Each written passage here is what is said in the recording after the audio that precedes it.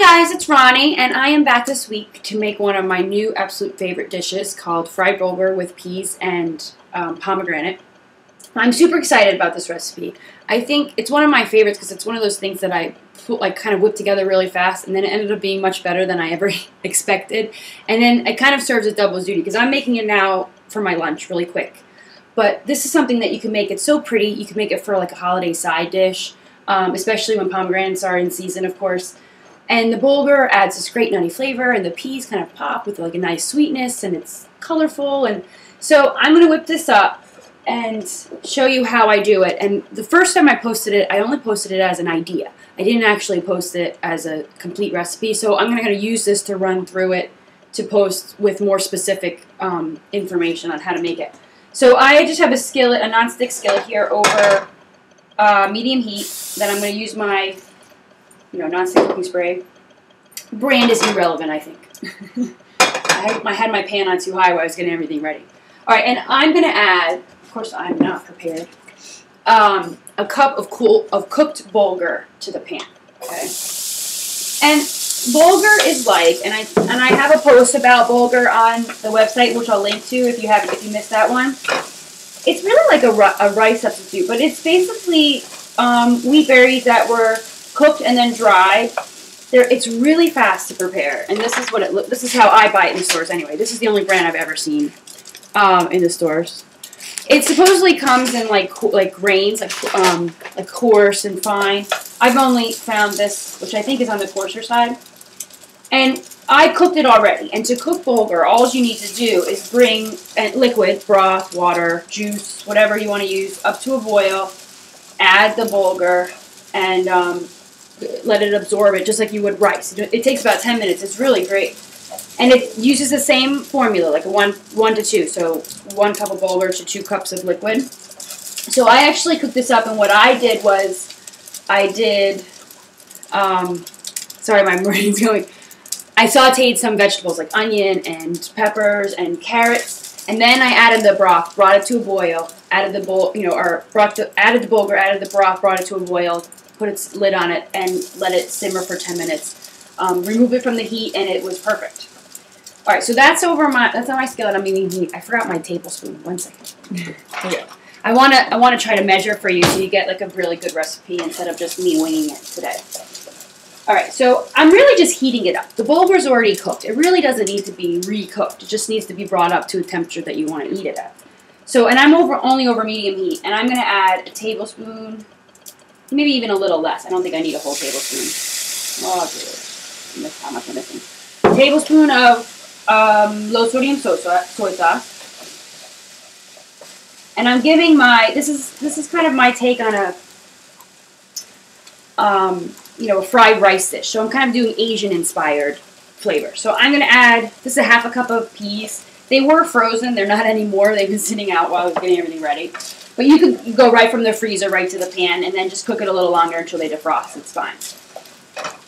And here's where I sprinkle. But I'm going to try not to sprinkle. I really want you guys to get measurements because I know not everyone's a sprinkler. But I would just sprinkle spices in. And what I'm going to add to this is some ground ginger. This is a 1/4 teaspoon, so let me see what that looks like. This is how I do my measurements so that I can do the nutritional information. Yeah, I'm going to do a ½ teaspoon of ginger, so I'm going to do 2 of these. That's going to make it a little spicy. You might want to cut back on it a little bit, but I kind of like the kick of the ginger. All right, I'm sticking a little bit to my pan, so I'm going to lower the heat a little bit. And that just happens as the liquids come out of the bulgur. And again, I'm just kind of warming it, getting the flavors to come out. All right, I'm going to do a 1/4 teaspoon. Oops, I have my sprinkler back there. 1/4 teaspoon of garlic powder. Yeah, that's good. I don't want too much. Again, I sauteed onion and garlic when I cooked the bulgur, and you can actually, if you wanted to, add fresh garlic and fresh onion. That would be great. I'm kind of doing this as a convenience meal. Still fresh, but fast. Like that's kind of like I'm compromising on the onion and the garlic. Okay, so I'm going to mix that in. And then I'm going to add, I'm going to say, let's see, I'm thinking a teaspoon of, I'll do a ½ teaspoon. ½ teaspoon of dried parsley. I I just like parsley because it adds kind of a freshness to it. I just like the way parsley tastes. All right. So that is really the bulk of this meal. I feel like I'm trying to show you. Let me show you what it looks like right now. And the smell, it's great. It smells delicious. All the spices are starting to kind of get toasted on the heat and mixed in. It smells very fried rice, kind of Asian-ish. And what I'm going to add to it right at the very end now is, this is, I don't know, about 1/4 cup. It's 2 ounces. I measured it, weighed it, of pomegranate seeds. And that really adds kind of the tart.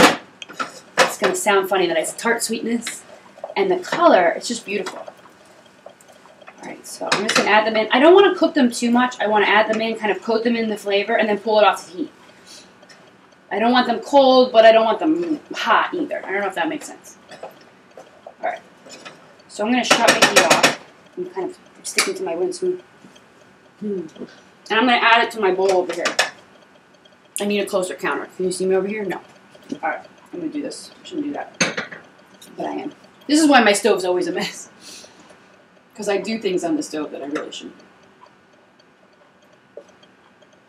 Oh yeah, that ginger really, that's in there good. You might want to cut back on the ginger. I can taste it. Alright, so I'm going to add this to my bowl. Now I'm counting this as 1 serving. You can of course share if you wanted to. I'm not. This is my lunch today. And I'm going to show you what it looks like and bring a fork over with me. Okay, so what you get here. See how I just think it's really pretty. So you get the green and the red. And there's some orange specks in there for my carrots and I use some orange peppers. Excuse me. It's so good when you get the bulgur and the peas and the pomegranate together. I'm really kind of proud of this one because I don't know what possessed me to put those 3 things together, but it's really good. I'm actually reconsidering mine. I like how much ginger is in there. You know, you have to experiment and see what works for you. So, again, I'm counting this as 1 serving. I haven't done the official nutritional information yet, but I'm estimating it at about 270 calories for the whole bowl. You know, lots of fiber, lots of nutrients, and I'll post that when I post this. You can, of course, double, triple. And then I can't wait. I think I'm going to make it at my mom's for Christmas Eve. A big platter with just this out and people can scoop from it. I just think it would be so pretty as a side dish.